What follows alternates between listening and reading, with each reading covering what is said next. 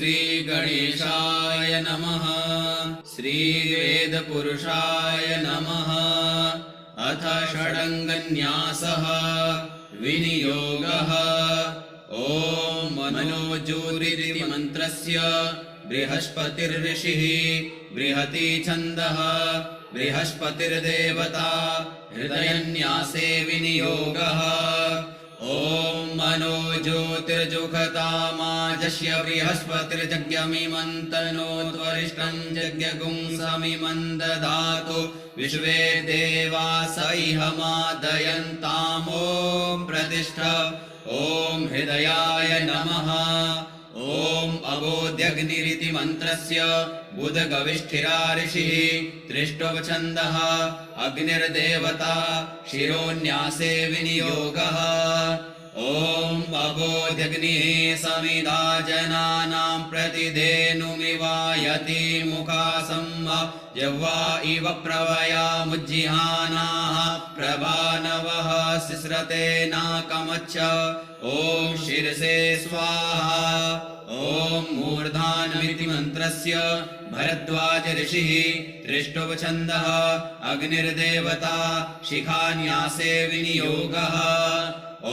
मूर्धानन्दिवो आरतिं पृथिव्या वैश्वानरमृतया जातमग्निं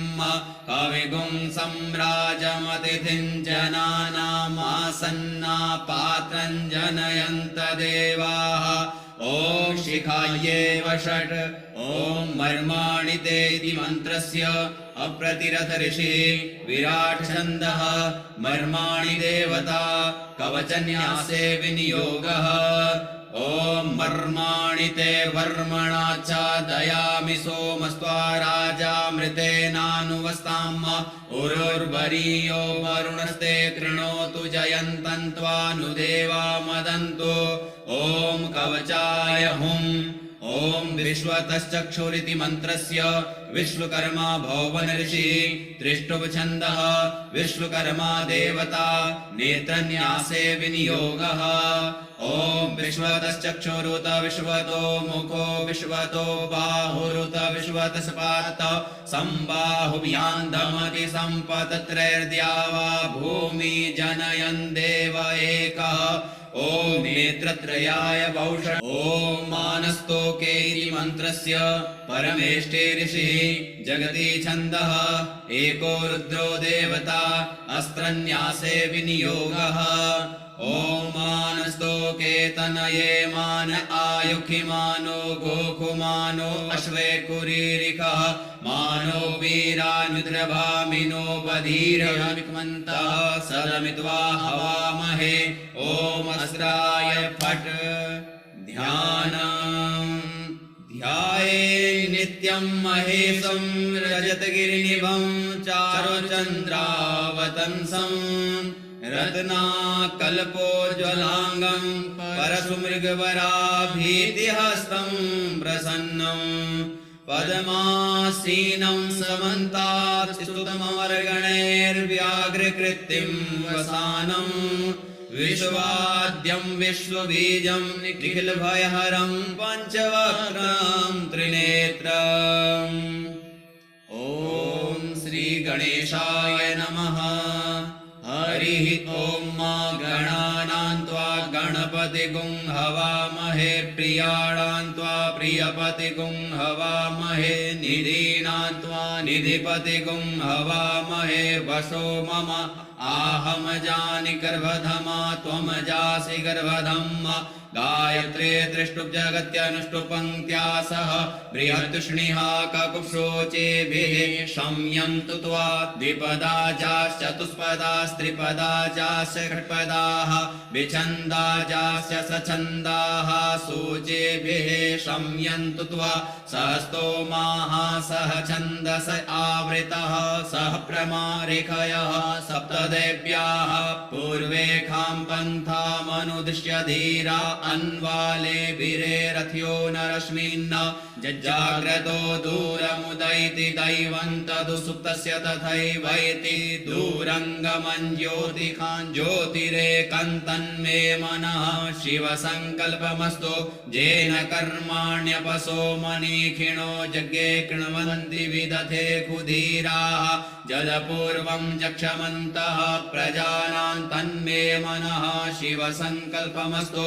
यत्प्रज्ञानमुत चेतो धृतिश्च ज्योतिरन्तरमृतं प्रजासु यस्मान्नरिते किञ्चन कर्म क्रियते तन्मे मनः शिवसङ्कल्पमस्तु येनेदं भूतं भुवनं भविष्यत्परिगृहीतममृतेन सर्वं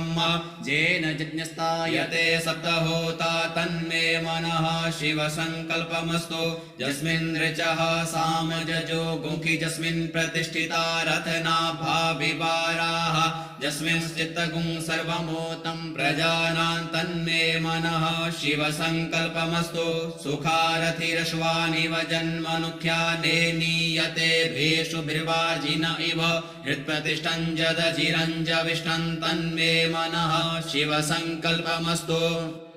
हरिः ॐ मा सहस्रशीर्षा पुरुषः सहस्राक्षः सहस्रपात् स भूमिगुं सर्वतः स्मृत्वा त्यतिष्ठद्दशाङ्गुलं पुरुष एवेदगुं सर्वं जलभूतं च भाव्यं उतामृतत्वशेषानो जदन्येनातिरोहति एतावानस्य महिमातो ज्यायांश्च पुरुषः पादोश्च विश्वाभूतानि त्रिपादस्यामृतं दिवि त्रिपादूर्ध्व उदैत्पुरुषः पादोस्येहा भवत् पुनः ततो विख्वं विक्रामशासनानशने अभि ततो विराड जायत विराजो अधिपुरुषः स जातो अत्यरिच्यत पश्चात् भूमिमथो पुरः तस्माद्दिग्र्या सर्वभूतः संभृतं प्रगदाज्यं पशुंस्तांश्चक्रे वायव्या नारण्या ग्राम्याश्च जे तस्माद्दिग्र्या सर्वभूतरिचः सामानि जज्ञिरे छन्दागुंषि जज्ञिरे तस्माद्यजुस्तस्मादजायत तस्मादस्वा अजायन्त जे केचो भयादतः गावो जज्ञिरे तस्माज्जाता अजावयः तं यज्ञं बर्हिः प्रोक्षन् पुरुषं जातमग्रतः तेन देवा अयजन्त साध्यारिखयश्च जे जल्पुरुषं व्यदधुः कतिधाभ्य कल्पयन्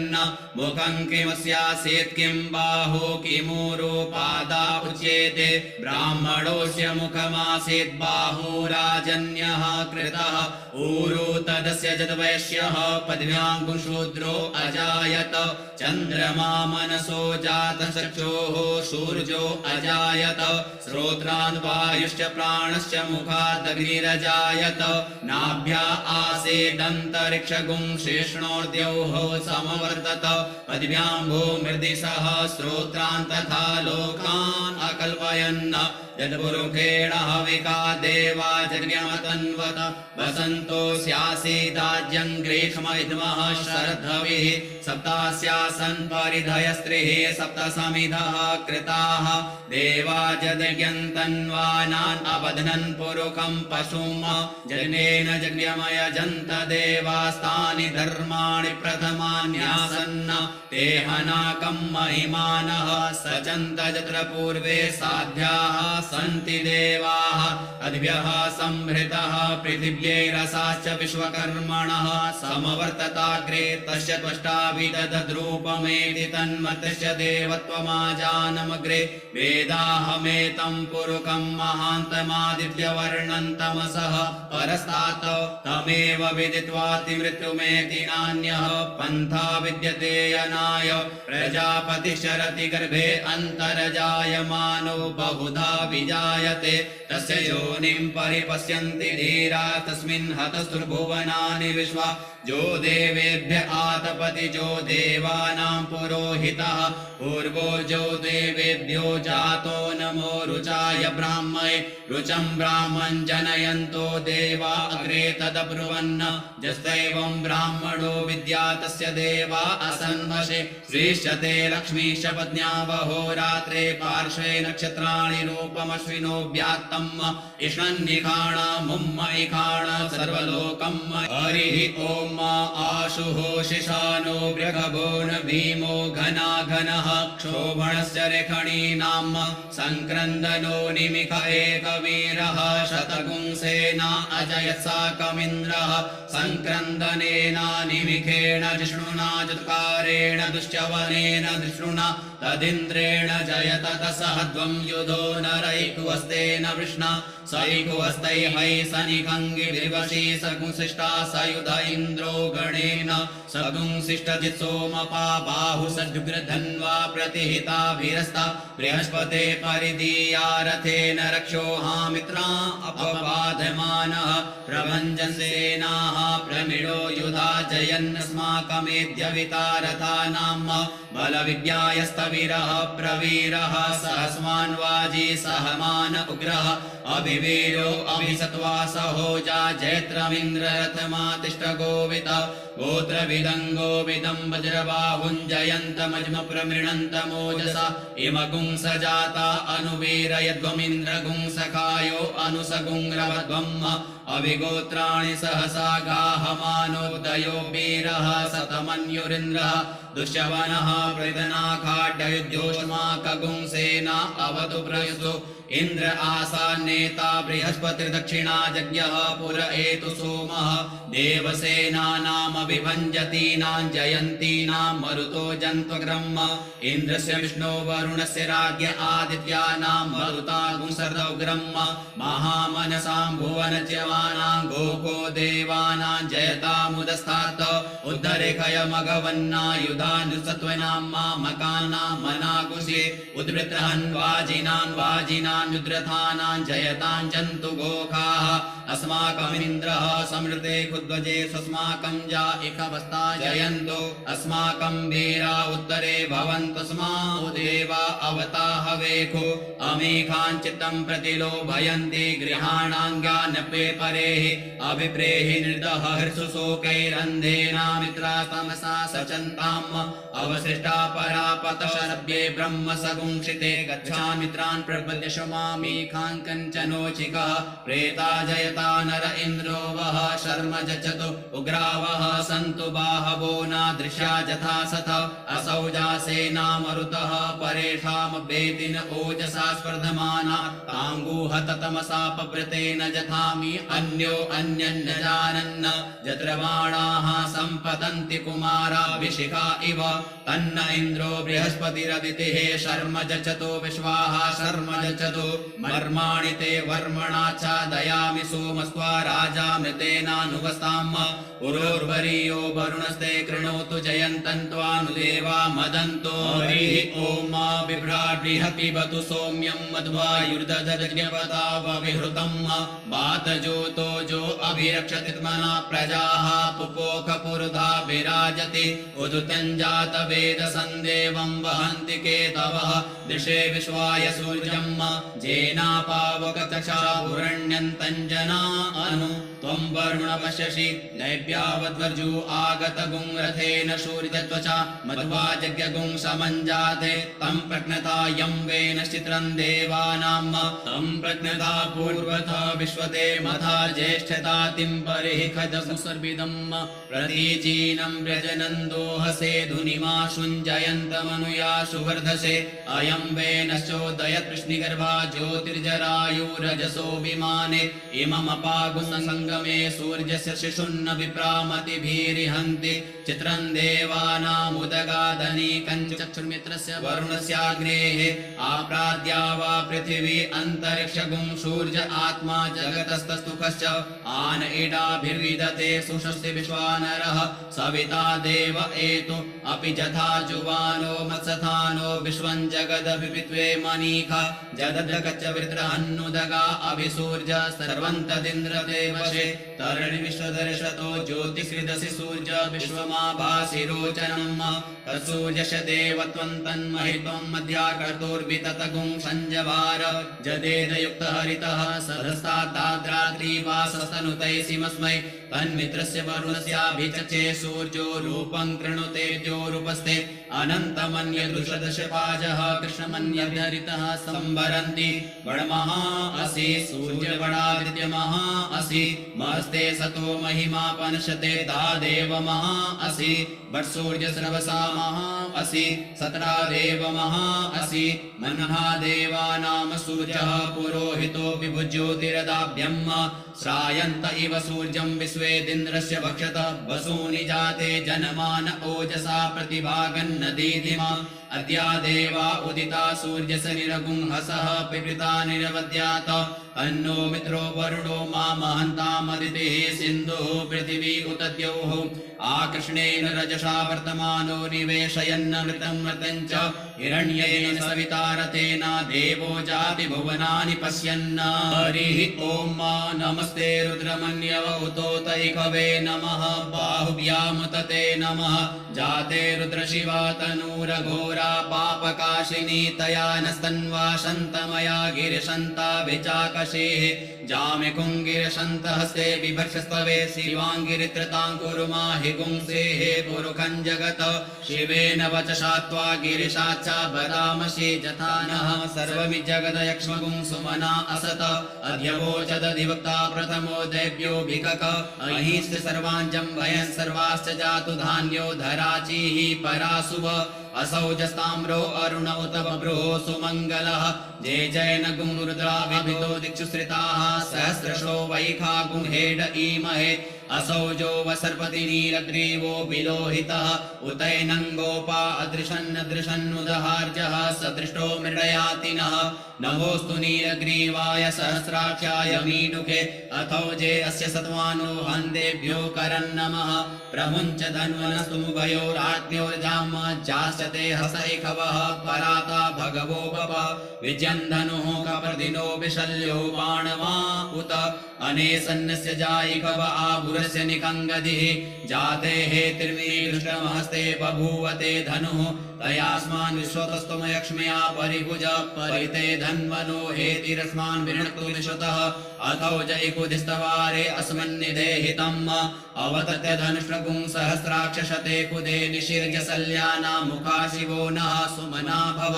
नमस्त आयुधाय नातताय धृष्णवे उभाभ्यामुतते नमो बाहुभ्यां तव धन्वने मानो महान्तमुतमानो गर्भकं मानौ क्षन्तमुतमानौ क्षितम् मानो बधीः पितरं मोतमातरं मानः प्रियास्तन्नो रुद्ररेरिकः मानसो केतनये मान आयुखि मानो गोकुमानो अश्वे कुलीरिकः मानो वीरान्द्रभामिनो बधीर्हविक्वन्तः सदमित्वा हवामहे नमो हिरण्यवाहवे सेनान्ये दिशाञ्च पतये नमो नमो वृक्षेभ्यो हरिकेशेभ्यः पशूनां पतये नमो नमः सशपिञ्जराय त्रिकीमते पथीनां पतये नमो नमो हरिकेशायोपवीतिने पुष्टानां पतये नमो नमो बब्लुषाय व्याधिने नानां पतये नमो नमो भवस्य हेते जगतां पतये नमो नमो रुद्राय तदायिने क्षेत्राणां पतये नमो नमः सूताय हन्ते वनानां पतये नमो नमो रोहिताय स्तपतये वृक्षाणां पतये नमो नमो भुवन्तये वारिणस्कृताय औषधीनां पतये नमो नमो मन्त्रिणे वाणिजाय कक्षाणां पतये नमो नमो चैर्घोकाय क्रन्दयते पतीनां पतये नमो नमः कृष्णाय तया धावते सत्वनां पतये नमो नमः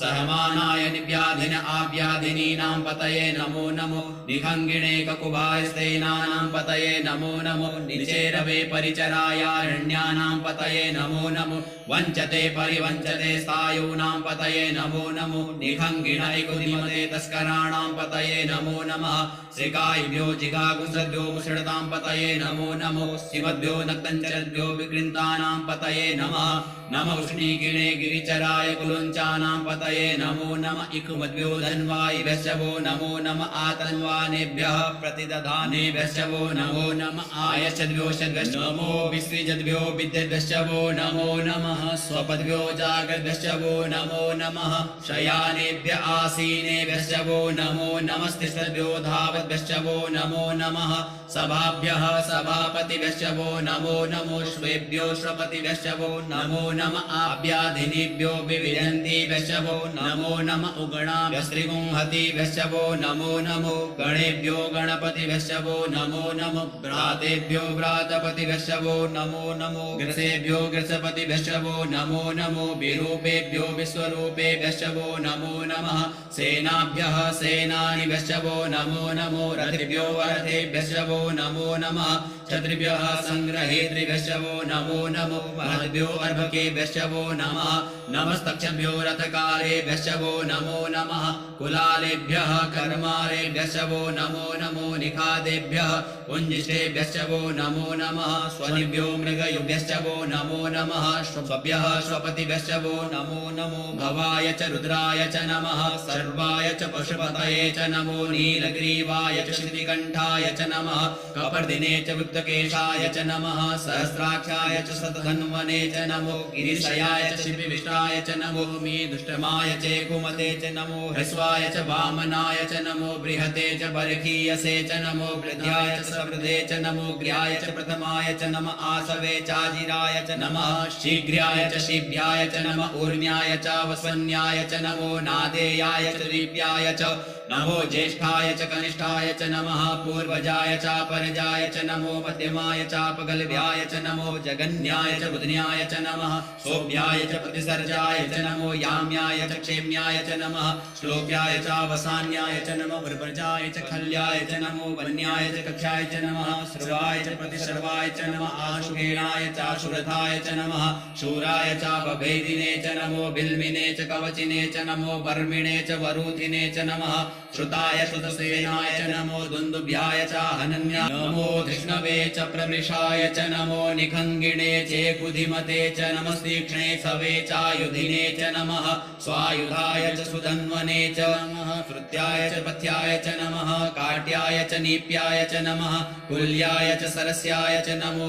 नादेयाय च वैशन्ताय च नमः गोप्याय च वट्याय च नमो बीघ्र्याय च तप्याय च नमो मेघ्याय च विद्युत्याय च नमो बर्ह्याय च नमो बाध्याय च रेख्म्याय च नमो वास्तव्याय च वास्तुपाय च नमः सोमाय च रुद्राय च नमस्ताम्राय च अरुणाय च नमः शङ्गवे च पशुपतये च नमोग्राय च भीमाय च नमोग्रे वधाय च दूरे वधाय च नमो हन्त्रे च हनीयसे च नमो वृक्षेभ्यो हरिकेशेभ्यो नमस्ताराय नमः शम्भवाय च मयो भवाय च नमः शङ्कराय च मयस्कराय च नमः शिवाय च शिवतराय च नमः पार्जाय च वार्जाय च नमः प्रतरणाय चोत्तरणाय च नमस्तीर्थ्याय च कुल्याय च नमः शस्व्याय च फेन्याय च नमः सिकत्याय च प्रभाजाय च नमः किगुंशिलाय च क्षयणाय च नमः कपर्दिने च पुलस्तये च नमः इण्याय च प्रपथ्याय च नमो प्रभ्याय च गोष्ठ्याय च नमस्तल्प्याय च गेह्याय च नमो हृदयाय च निवेक्याय च नमः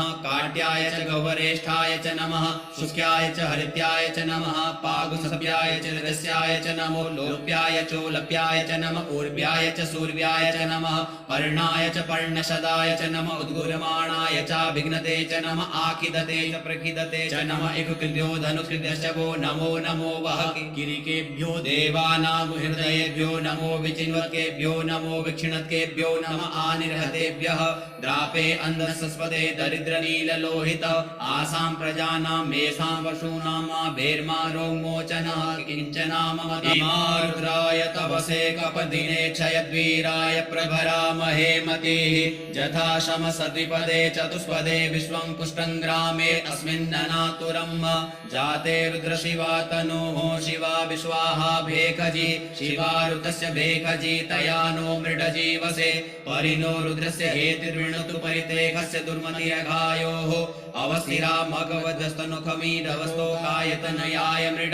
मे दुष्टम शिवतम शिवो नः सुमना भव परमे वृक्ष आयुधन्निधाय कृतिं वसान आचर पिनाकं बिभृदागहि विकिरिद्रविलोहित नमस्ते अस्तु भगवः जास्ते सहस्रगुं हेतयो न्यमस्मिन्निव पन्तुताः सहस्राणि सहस्रो बाहोस्तव हेतयः तासामीशानो भगवः पराचीना मुखाकृधि असंख्याता सहस्राणि जे रुद्रा अधिभूम्याम् ते कागुसहस्रयोजने वदन्वानि तन्मसि अस्मिन् महत्यर्णवेऽन्तरिक्षे भवा अधि ते कागुसहस्रयोजने वदन्वानि तन्मसि नीलग्रीवाः शितिकण्ठा दिवगुं रुद्रा उपसृताः ते कागुसहस्रयोजने वदन्वानि तन्मसि नीलग्रीवाः शितिकण्ठाः शर्वा अधः क्षमाचराः ते कागुसहस्रयोजने वदन्वानि तन्मसि जे वृक्षे कुशस्पिञ्जरा नीलग्रीवा विलोहिताः ते कागुसहस्रयोजने वदन्वानि तन्मसि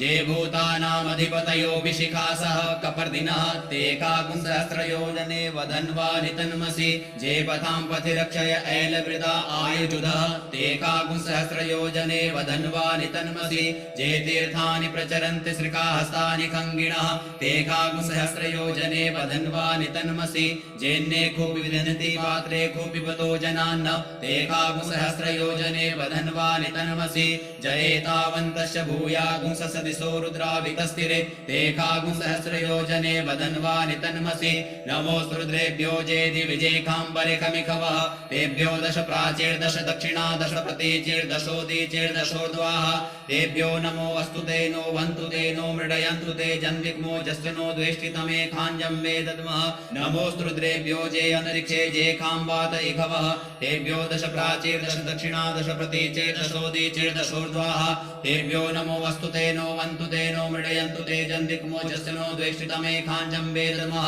नमोऽस्तु रुद्रेभ्यो जे पृथिव्यां जे खामन्नलिखवः तेभ्यो दश प्राचीर्दश दक्षिणा दश प्रतीचीर्दशोदीचीर्दशोर्ध्वाः तेभ्यो नमो अस्तु ते नो वन्तु ते नो मृडयन्तु ते चन्दिक्मो जस्तिनो द्वेष्टितमे खाञ्जं वेदद्मः हरिः ओं माभयगुं सोमभृते तव मनस्तनूखु बिभृतः प्रजावन्तः सचेमहि एकते रुद्रभागः सहस्राम्बिकया तञ्जुषस्व स्वाहैकते रुद्रभाग आकुस्ते पशुः अवरुद्रमदीमजवदेवद्र्यम्मकम् जथानो वस्य सस्कृत्यथानः श्रेयसस्कृत्यथानो व्यवसाय यात वेकजमसि वेकजङ्गवेश्वाय पुरुखाय वेकजम् सुखं मेखाय मेष्ये त्र्यम्बकं जजामहे सुगन्धिं पुष्टिवर्धनम् उर्वारुकमिव बन्धनान् मृत्योर्मुक्षीयमामृतात् त्र्यम्बकं जजामहे सुगन्धिं प्रतिवेदनम् उर्वारुकमिव बन्धनादितो मुक्षीयमामुतः एतत्ते रुद्रावसन्तेन परो मूर्जवतोतिः अवतत धन्वा पिनाकावसः कृतिवासा अहिगुंसन्नः शिवोतिः त्र्यायुकं जमदग्नेः कश्यपस्य त्र्यायुकम् जद्देवे पुत्र्यायुकं तन्नो अस्तु त्र्यायुकम् शिवो नाम शिश्वतिस्ते पिता नमस्ते अस्तु मामाहि पुंसेः निवर्तयाम्यायुके नाद्याय प्रजननाय रायस्पोखाय सुप्रजास्त्वाय सुवीर्याय हरिः ॐ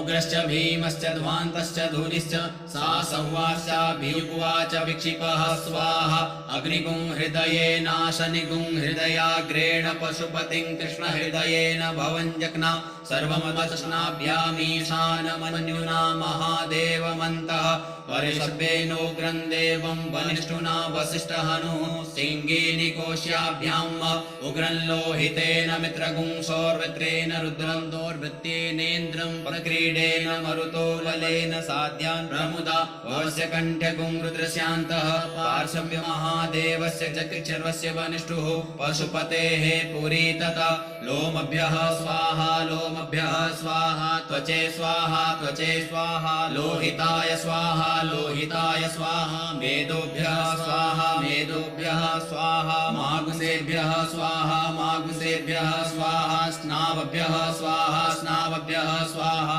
स्तभ्यः स्वाहा स्तभ्यः स्वाहा मर्जभ्यः स्वाहा मर्जभ्यः स्वाहा रेतसे स्वाहा पायवे स्वाहा आयासाय स्वाहा प्रायासाय स्वाहा स्वाहा संजासाय स्वाहा वियासाय स्वाहोद्यासाय स्वाहा शुचे स्वाहा शोचते स्वाहा शोचमानाय स्वाहा शोकाय स्वाहा तपसे स्वाहा तप्यते स्वाहा तप्यमानाय स्वाहा तप्ताय स्वाहा कर्माय स्वाहा निष्कृते स्वाहा प्रायश्चिते स्वाहा भेकजाय स्वाहा जमाय स्वाहान्तकाय स्वाहा मृतवे स्वाहा ब्रह्मणे स्वाहा ब्रह्महत्यायै स्वाहा विश्वेभ्यो देवेभ्यः स्वाहा द्यावा पृथिवीभ्यः गुं स्वाहा हरिः ॐ वाजश्च मे प्रसवश्च मे प्रियतिश्च मे प्रसिद्धिश्च मे धीतिश्च मे क्रतुश्च मे स्वरश्च मे श्लोकश्च मे श्रवश्च मे श्रुतिश्च मे ज्योतिश्च मे स्वश्च मे जगेन कल्पन्ताम् प्राणश्च मे पानश्च मे व्यानश्च मे सुश्च मे चित्तञ्च म आधीतञ्च मे वाक्च मे मनश्च मे चक्षुश्च मे श्रोत्रञ्च मे दक्षश्च मे बलञ्च मे जगेन कल्पन्ताम् ओजश्च मे सहश्च म आत्मा च मे तनुश्च मे शर्म च मे वर्म च मे अंगानि च मे स्थीनि च मे परोगुहि च मे शरीराणि च म आयुश्च मे जरा च मे जगेन कल्पन्ताम् ज्येष्ठं च म आधिपत्यं च मे मन्युश्च मे भामश्च मे मश्च मे भश्च मे जेमा च मे महिमा च मे वरिमा च मे प्रतिमा च वरिकिमा च मे द्राघिमा च मे वृद्धं च मे वृद्धिश्च मे जगेन कल्पन्ताम् सत्यं च मे श्रद्धा च मे जगच्च मे धनं च मे विश्वं च मे महश्च मे क्रीडा च मे मोदश्च मे जातं च मे जनिक्यमाणं च मे सूक्तं च मे सुकृतं च मे जगेन कल्पन्ताम् ऋतं च मे मृतं च मे यक्ष्मं च मे नामयश्च मे जीवातुश्च मे दीर्घायुतं च मे नमित्रं च मे भयं च मे सुखं च मे शयनं च मे सुखा च मे सुदिनं च मे जगेन कल्पन्ताम् जन्ता च मे धर्ता च मे क्षेमश्च मे धृतिश्च मे विश्वं च मे महश्च मे समिच्च मे ज्ञात्रं च मे सूच मे प्रसूच मे सीरं च मे लयश्च मे जगेन कल्पन्ताम् शं च मे मयश्च मे प्रियं च मे नुकामश्च मे कामश्च मे सोमनसश्च मे भगश्च मे द्रविणं च मे भद्रं च मे श्रेयश्च मे वसीयश्च मे यशश्च मे जगेन कल्पन्ताम् ऊर्ज मे सुनृता च मे पयश्च मे रसश्च मे घृतं च मे मधु च मे सग्धिश्च मे सपेतिश्च मे कृषिश्च मे वृष्टिश्च मे जैत्रं च मे औद्विद्यं च मे जगेन कल्पन्ताम् रहिश्च मे रायश्च मे पुष्टं च मे पुष्टिश्च मे विभुच मे प्रभु च मे पूर्णं च मे पूर्णतरं च मे कुयवं च मे छितं च मे नं च मे शुच मे जगेन कल्पन्ताम् वित्तं च मे वेद्यं च मे भूतं च मे भविष्य च मे सुगं च मे सुपत्यं च मरिद्धं च मरिद्धिश्च मे कृतं च मे कृतिश्च मे मतिश्च मे सुमतिश्च मे जगेन कल्पन्ताम् प्रियश्च मे जवाश्च मे माखाश्च मे तिलाश्च मे मृगाश्च मे खल्वाश्च मे प्रियङ्गवश्च मे डमश्च मे श्यामाकाश्च मे नीवाराश्च मे गोधूमाश्च मे मसूराश्च मे जगेन कल्पन्ताम् अश्माश्च मे मृत्तिकाश्च मे गिर्यश्च मे पर्वताश्च मे शिखताश्च मे वनस्पतयश्च मे हिरण्यं च मे यश्च मे श्यामं च मे लोहं च मे सीसं च मे त्रिपुच मे जगेन कल्पन्ताम् अग्निश्च मे आपश्च मे वीरुधश्च मे औषधयश्च मे कृष्णपच्याश्च मे कृष्णपच्याश्च मे ग्राम्याश्च मे पशव आरण्याश्च मे वित्तं च मे वित्तिश्च मे भूतं च मे भूतिश्च मे जगेन कल्पन्ताम् वसु च मे वसतिश्च मे कर्म च मे शक्तिश्च मे यथश्च मे हेमश्च मे इतिहास मे गतिश्च मे जगेन कल्पन्ताम् अग्निश्च मे इन्द्रश्च मे सोमश्च मे इन्द्रश्च मे सविता च मे इन्द्रश्च मे सरस्वती च मे इन्द्रश्च मे पूखा च मे इन्द्रश्च मे बृहस्पतिश्च मे इन्द्रश्च मे जगेन कल्पन्ताम् मित्रश्च मे इन्द्रश्च मे वरुणश्च मे इन्द्रश्च मे दाता च मे इन्द्रश्च मे तुष्टा च मे इन्द्रश्च मे वरुतश्च मे इन्द्रश्च मे विश्वे च मे देवा इन्द्रश्च मे जगेन कल्पन्ताम् पृथिवी च मे इन्द्रश्च मे अन्तरिक्षं च मे इन्द्रश्च मे द्यौश्च मे समा च मे इन्द्रश्च मे नक्षत्राणि च मे इन्द्रश्च मे दिशश्च मे इन्द्रश्च मे जगेन कल्पन्ताम् अग्मुश्च मे रश्मिश्च मे दाभ्यश्च मे धिपतिश्च मे उपागुंश्च मे अजामश्च मे ऐन्द्रवायवश्च मे मैत्रा वरुणश्च मे आश्विनश्च मे प्रतिवृस्थानश्च मे शुक्रश्च मे मन्थी च मे जगेन कल्पन्ताम्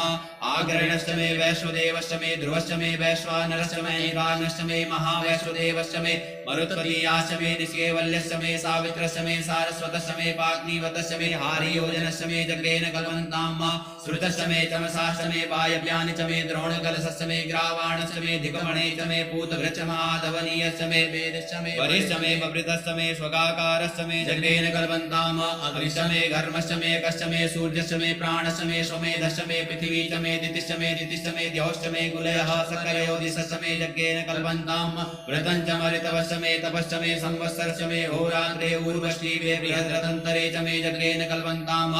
एका च मे तिस्र च मे तिस्र च मे पञ्च च मे पञ्च च मे सप्त च मे सप्त च मे नव च मे नव च मे एकादश च मे एकादश च मे त्रयोदश च मे त्रयोदश च मे पञ्चदश च मे पञ्चदश च मे सप्तदश च मे सप्तदश च मे नवदश च मे नवदश च मे एकविंशति च मे एकविंशति च मे त्रयोविंशति च मे त्रयोविंशति च मे पञ्चविंशति च मे पञ्चविंशति च मे सप्तविंशति च मे सप्तविंशति च मे नवविंशति च मे नवविंशति च मे एकत्रिंशति च मे एकत्रिंशति च मे त्र्यस्त्रिंशति च मे जग्रेन कल्पन्ताम् चतुस्रश्च मे षोडश मे षोडश मे द्वादश च मे द्वादश च मे षोडश च मे षोडश च मे विंशति च मे विंशति च मे चतुर्विंशति च मे चतुर्विंशति च मे अष्टाविंशति च मे अष्टाविंशति च मे द्वात्रिंशति च मे द्वात्रिंशति च मे एकत्रिंशति च मे एकत्रिंशति च मे चत्वारिंशति च मे चत्वारिंशति च मे चतुश्चत्वारिंशति च मे चतुश्चत्वारिंशति च मे अष्टाचत्वारिंशति च मे यज्ञेन कल्पन्ताम् त्रयविश्च मे त्रयवी च मे द्वितीयवार्च मे द्वितीयोहि च मे पञ्चाविश्च मे पञ्चावी च मे त्रिवत्सश्च मे त्रिवत्सा च मे तृतीयवार्च मे तृतीयोहि च मे यज्ञेन कल्पन्ताम्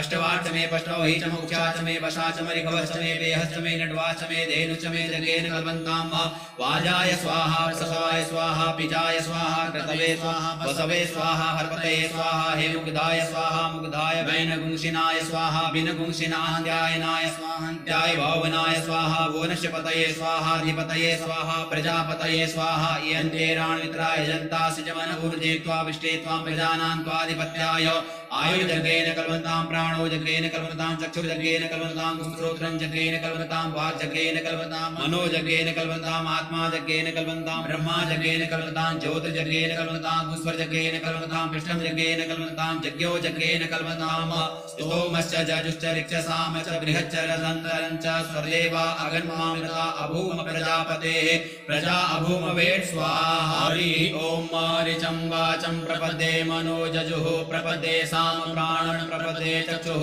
श्रोत्रं प्रपदे वागोजः सहौजो मयि प्राणापानौ जन्मे छिद्रं चक्षुषो हृदयस्य मनसो वाति तृणं बृहस्पतिर्मे तद्दधातु शन्नो भवतु भुवनस्य सरस्वतिः भूर्भुवः स्वः कया नश्चित्र आभुवदूति सदा वृतः सखा कया सचिष्टया वृता कस्त्वा सत्यो मदानामगुंष्टो मसदन्धसः दृढाचिता रुजेवसो अमेकुणः सखीनामविता चरित्रिणाम सतं भवास्युतिभिः कया त्वन्न ऊत्या विवृन्दसे वृखन्न कया स्तोत्रिभ्य आभर इन्द्रो विश्वस्य राजते शन्नो अस्तु द्विपदे शञ्चतुष्पदे शन्नो मित्रः शं वरुणः शन्नो भवत्वर्यमा शन्न इन्द्रो बृहस्पतिः शन्नो विष्णुरुक्रमः शन्नो वातः भवता गुंसन्नस्तपतु सूर्यः शन्नः कनिकदेवः पर्जन्यो अभिवरेखतु अहानिशं भवन्तु नः शगुं रात्रिः प्रतिधीयताम् शन्न इन्द्राग्नि भवतामवोभिः शन्न इन्द्रा वरुणा रातहव्या शन्न इन्द्रा पूषणा वाजसातौ शमिन्द्रा सोमा सुविताय संजोः शन्नो देवीरविष्टय आपो भवन्तु पीतये संजोरविस्रवन्तु नः शोना पृथिविनो भवानक्षरा निवेशनी यच्छानः सर्वसप्रथाः आपो हिष्टामयो भुवस्तान ऊर्जे दधातनः महेरणाय चक्षसे जो वः शिवतमो रसस्य वाजयते हनः उसतीरिव मातरः तस्मा अरङ्गमामवोजशयाय जिन्वत आपो जन यथा च नः यौः शान्तिरन्तरिक्षगुं शान्तिः पृथ्वी शान्तिरापः शान्तियोगदयः शान्तिः वनस्पतयः शान्तिर्विश्वे देवाः शान्तिर्ब्रह्म शान्तिः सर्वगुं शान्तिः शान्तिरेव शान्तिः सामा शान्तिरेधि धृते त्रिगुहा मित्रस्य मा चक्षुषा सर्वाणि भूतानि समीक्षन्ताम् मित्रस्याहं चक्षुषा सर्वाणि भूतानि समीक्षे मित्रस्य चक्षुषा समीक्षामहे धृते त्रिगुहा जोक्ते सन्दृशजीव्या संयोक्ते सन्दृशजीव्यासम् नमस्ते हरसे सोजिखे नमस्ते अस्वर्जिखे अन्यास्ते अस्मत्तपन्तु हेतयः पावको अस्मभिगुं शिवो भव नमस्ते अस्तु विद्युते नमस्ते स्तनेत्नवे नमस्ते भगवन्नस्तुतः स्वः समीहसे यतो यतः समीहसे ततो नो अभयं कुरु शन्नः प्रजाभ्यो भयन्नः पशुभ्यः सुमित्रियान आप ओखदयः सन्तु दुर्मित्र्या तस्मै सन्तु जोऽस्मान् द्वेष्टि यन्वरमिन्द्रिमः तच्चक्षुरेव हितं पुरस्तात् शुक्रमुच्चरत पश्येम सरदः शतं जीवेम सरदः शतकुं शृणुयाम सरदः शतं प्रब्रवाम सरदः शतमदीनाः श्याम सरदः शतं भूयश्च सरदः शतात् हरिः ॐ स्वस्ति न इन्द्रो वृद्धश्रवाः स्वस्ति नः पूषा विश्ववेदाः वेदाः स्वस्ति नस्तारक्षो अरिष्टनेमिः स्वस्ति नो बृहस्पतिर्दधातु ॐ पयः पृथिव्यां पय ओखधीकुपयो दिव्यन्तरिक्षे पयोधाः पयस्वतेः प्रदिशः सन्तु मह्यम् ॐ विष्णोरराटमसि विष्णोः स्नप्तेस्तो विष्णोः स्यूरसि विष्णो ध्रुवोऽसि वैष्णवसि विष्णवे त्वा ॐ अग्निदेवता वातो देवता सूर्यो देवता चन्द्रमा देवता वसवो देवता रुद्रा देवता दित्या देवता मरुतो देवता विश्वे देवा देवता बृहस्पतिर्देवतेन्द्रो देवता वरुणो देवता ॐ सद्यो जातं प्रपद्यामि सद्यो जाताय वै नमो नमः भवे भवेनाति भवे भविष्यमां भवोद्भवाय नमः वामदेवाय नमो ज्येष्ठाय नमः श्रेष्ठाय नमो रुद्राय नमः कालाय नमः कलविकरणाय नमो बलविकरणाय नमो बलाय नमो बलप्रमदनाय नमः सर्वभूतदमनाय नमो मनोन्मनाय नमः अघोरेभ्यो घोरेभ्यो घोरघोरतरेभ्यः सर्वेभ्यः सर्वेभ्यो नमस्ते अस्तु रुद्ररूपेभ्यः तत्पुरुषाय विद्महे महादेवाय धीमहि तन्नो रुद्रः प्रचोदयात् ईशानः सर्वविद्यानाम् ईश्वरः सर्वभूतानां ब्रह्माधिपतिर्ब्रह्मणोऽधिपतिर्ब्रह्मा शिवो मे अस्तु सदा शिवोम् ॐ शिवो नाम स्वदितिस्ते पिता नमस्ते अस्तु मामाहि पुंसेः निवर्तयाम्यायुखे नाद्याय प्रजननाय राय स्पोखाय सुप्रजास्वाय सुवीर्याय ॐ विश्वानि देव सवितर्दुरितानि परासुव जज्भद्रं तन्न आसुव ॐ द्यौः शान्तिरन्तरिक्षगुं शान्तिः पृथ्वी शान्तिरापः शान्तियोगदयः शान्तिः वनस्पतयः शान्तिर्विश्वे देवाः शान्तिर्ब्रह्म शान्तिः सर्वगुं शान्तिः शान्तिरेव शान्तिः सामा शान्तिरेधि ॐ सर्वे काम वा एकवेदानां गुणरसो यस्साम सर्वे कामे वैवेन मेतद् वेदानां गुणरसेना विकिञ्चते ॐ शान्तिः शान्तिः शान्तिः सुशान्तिर्भवतु सर्वारिष्टशान्तिर्भवतु अनेन कृतेन श्रीरुद्राष्टाध्यायी पाठकर्मणा श्री भवानी शंकर महारुद्रः प्रीयतां नमः।